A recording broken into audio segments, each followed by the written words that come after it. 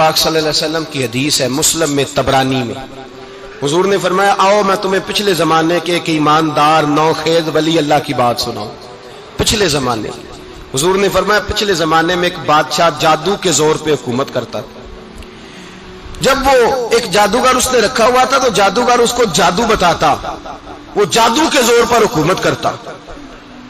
جادوگر بوڑھا ہو گیا تو کہنے لگا بادشاہ کوئی نوجوان میرے پاس بھیج دے، اب میں بوڑھا ہو گیا ہوں، میرا پتہ کوئی نہیں کب مر جاؤں۔ ایک نوجوان کی ڈیوٹی لگائی، بڑا زیرک سمجھدار، اپنے رعایا میں سے چن کے جو ذہین فطرت مزاج بچہ تھا وہ اس نے لگایا۔ اللہ کے محبوب علیہ الصلوۃ والسلام فرماتے ہیں بچہ جادو سیکھنے لگا، وقت گزرنے لگا۔ بچہ جب جادو سیکھنے جاتا تو رستے میں ایک راہب بھی تھا جو انجیل جانتا تھا، وہ اللہ اللہ سکھاتا، لوگوں کو حضرت عیسیٰ علیہ السلام کی تعلیمات سے آگاہ کرتا۔ اس نے دیکھا کہ یہاں بھی لوگ اکٹھے ہیں تو وہ بچہ اس راہب کے پاس بھی اٹھنے بیٹھنے لگا۔ اب جب اس کے ساتھ اس کی گفتگو بڑھنے لگی تو اس کو باتوں میں لذت آنے لگی۔ اس نے راہب نے پوچھا کہ تو کون ہے اور کس طرح سے آیا ہے، کیا تیرا معاملہ ہے؟ اس نے کہا جی میں جادو سیکھنے جاتا ہوں، آپ کی باتیں مجھے بڑی اچھی لگتی ہیں۔ اس نے کہا دین سیکھ، جادو سیکھنے والے کافر ہو جاتے ہیں، قرآن و حدیث سیکھنے والوں کو اللہ کامل ایمان عطا فرماتا ہے۔ فرمایا یہ سیکھ۔ بچہ بیٹھنے لگا، اس کے پاس آنے لگا، باتیں دل میں گھر کرنے لگی۔ ایک وقت آیا کہ مسلمان ہو گیا، اور مسلمان کیسے ہوا؟ بچہ کہتا ہے میں تجربہ کر کے ہوا۔ اب میں تھوڑا سا وقت جادوگر کے پاس بھی جاتا اور باقی سارا وقت وہاں بیٹھتا۔ میں ایک دن جا رہا تھا تو رستے میں اژدہا تھا، بہت بڑا سانپ تھا، رستہ روک کے کھڑا تھا۔ یہ حضور نے بیان کی حدیث، نبی پاک صلی اللہ علیہ وسلم فرماتے ہیں بچہ کہتا ہے کہ رستے کے اندر سانپ ہے، رستے بند ہے، لوگ چھتوں درختوں پہ چڑھے ہیں، راش ہے۔ کہتے چھوٹا سا روڑا میں نے اٹھایا تو میں نے کہا اللہ اگر جادوگر سچا ہے تو اسے مار دے۔ چھوٹا سا روڑا میں نے پھینکا، اژدہا کوئی نہ مرا۔ پھر چھوٹا روڑا اٹھایا، میں نے کہا اللہ اگر وہ عالم سچا ہے تو اسے مار دے۔ اب جب میں نے روڑا مارا تو اژدہا مر گیا۔ میرے اندر سے گواہی آئی نہیں دین کی باتیں سچی ہیں، نہیں قرآن کی باتیں اسلام سمجھانے کے لیے عرض کر رہا ہوں، اگرچہ اس دور میں انجیل تھی، اللہ رسول کی باتیں اچھی ہیں۔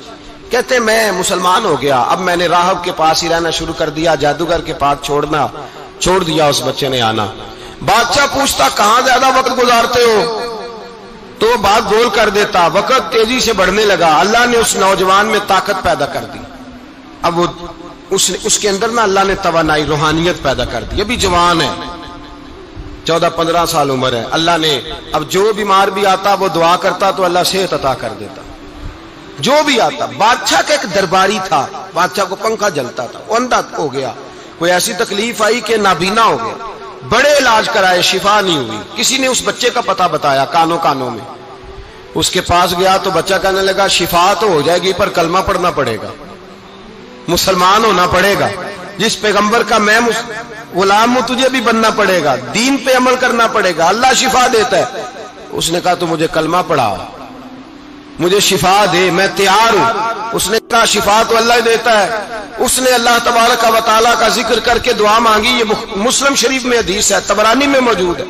اللہ نے اسے شفا دی، اس نے کلمہ پڑھنا شروع کر دیا۔ یہاں ایک نقطہ لکھا ہے ہمارے علماء نے، کہتے ہیں جب اللہ ولایت عطا کرتا ہے نا تو یہ سفید بالوں والے کا حصہ نہیں ہوتی۔ اگر جوانی میں کوئی آدمی توبہ کر کے تصوف کے راستے پہ چلتا ہے تو سب سے زیادہ ولایت اللہ اسے عطا فرماتا ہے، سب سے زیادہ ولایت اس کے پاس ہوتی ہے۔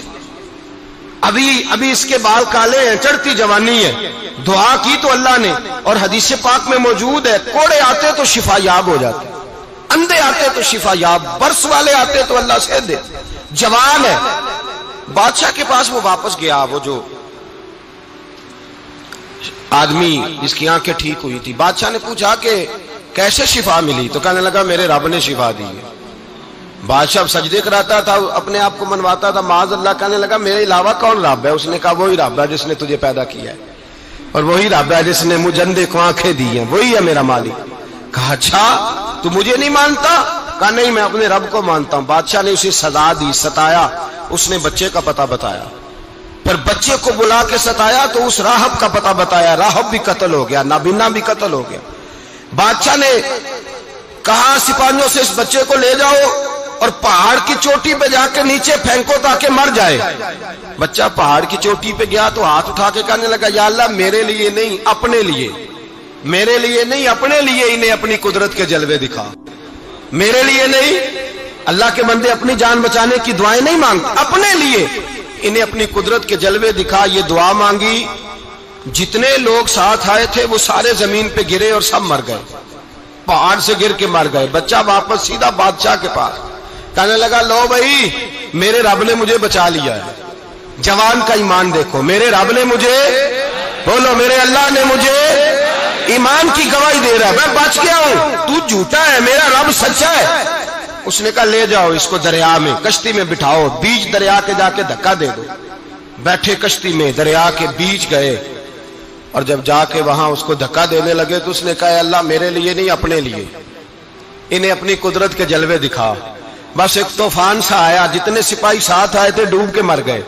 وہ بچہ اٹھا اور سیدھا پھر بادشاہ کے پاس، اسی کے پاس کہنے لگا لو بھائی میرے رب نے مجھے بچا لیا ہے، تیرے پاس آیا ہوں۔ وہ کہنے لگا تو کیا مصیبت میرے گلے پڑ گئی ہے، کیسے جان چھوٹے گی؟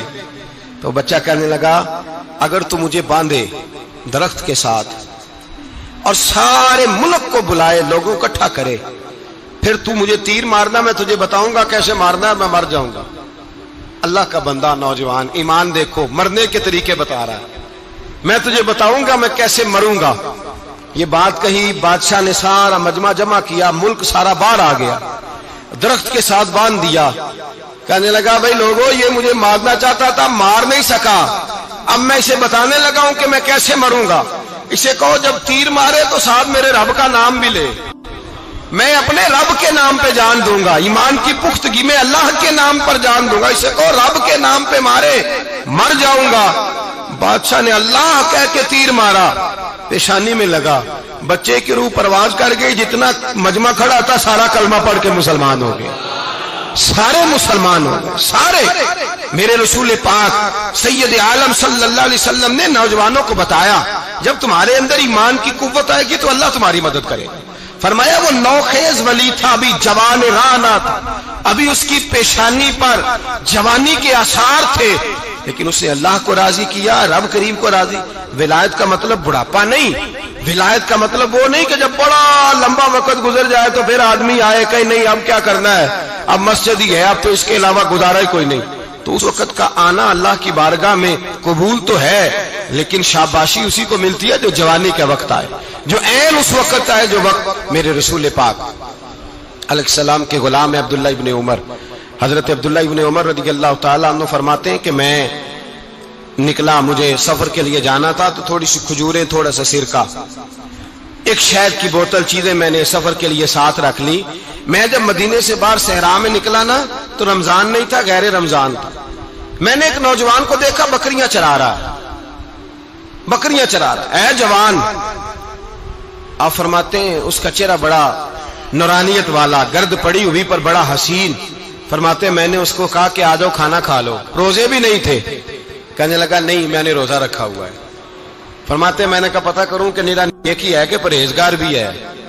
نیک وہ ہوتا ہے جو نماز پڑھے روزہ رکھے، پرہیزگار وہ ہوتا ہے جو گناہ سے بچے، وہ پرہیزگار ہوتا ہے۔ کہا پتہ کروں پرہیزگار بھی ہے کہ نہیں؟ کہتے میں قریب گیا تو میں نے جا کے اس کو کہا بھائی تیری بکریاں بڑی پیاری ہیں، میرا دل کرتا ہے ایک بکری مجھے دے دو۔